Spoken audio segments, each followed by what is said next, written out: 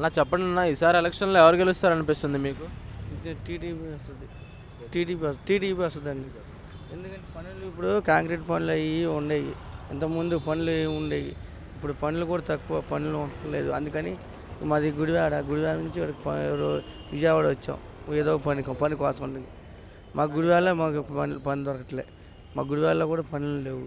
ఇక్కడ పనులు దొరకట్లేదు. ఈ 5 సంవత్సరాలు జగన్ గారి ప్రభుత్వం మీకు ఎలా అనిపించింది? మీరు ఏమైనా ఇబ్బందులు పడ్డారా ఈ ప్రభుత్వం పాలనలో? పడ్డామండి. ఏం మాకు సౌకర్యంగా ఏమీ దొరకట్లేదు. అసలు ఏమీ ఉండట్లేదు మాకు.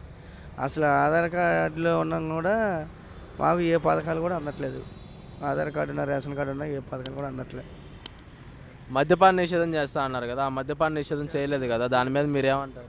మరి చెయ్యాలి కదా. అది దాని మూలన మరి, ఎందుకంటే ఇప్పుడు దాని మీద ఇసుక మీద బోలంత వస్తుందనే మరి ఇప్పుడు అమ్మఒడి అని అయ్యని వేయాలి కానీ వేస్తున్నారు. లేకపోతే అవి లేకుండా ఉంటే ఏ బాధ ఉండేది కదా. పనులు మాకు దొరికేవి వాటి మూలనేగా కొద్దిగా. లేబర్కి డబ్బులు వేస్తూ ఉన్నారు. లేబర్కి పని చేసుకునే వాళ్ళకి ఏం వేస్తున్నారు? ఇప్పుడు ఆటో వాళ్ళకి వీళ్ళకి వేస్తున్నారు కానీ కష్టపడే వాళ్ళకి ఏం వేస్తున్నారు? ఆ మద్యం తాగుతుంటే మీకు ఎలా ఉందన్న? ఆరోగ్య సమస్యలు ఏమైనా వస్తున్నాయా? బాగానే ఉందా? ఏం బాగుంటలేదు.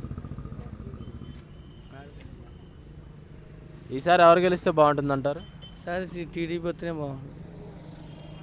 మీ పిల్లలకు కానీ లేదా మీ కుటుంబంలో ఉన్న యూత్కి కానీ ఎవరికైనా ఉద్యోగ అవకాశాలు వచ్చాయా ఈ ప్రభుత్వంలో? ఈ ప్రభుత్వంలో ఏమీ కాలేదు. ఏం కాలేదు.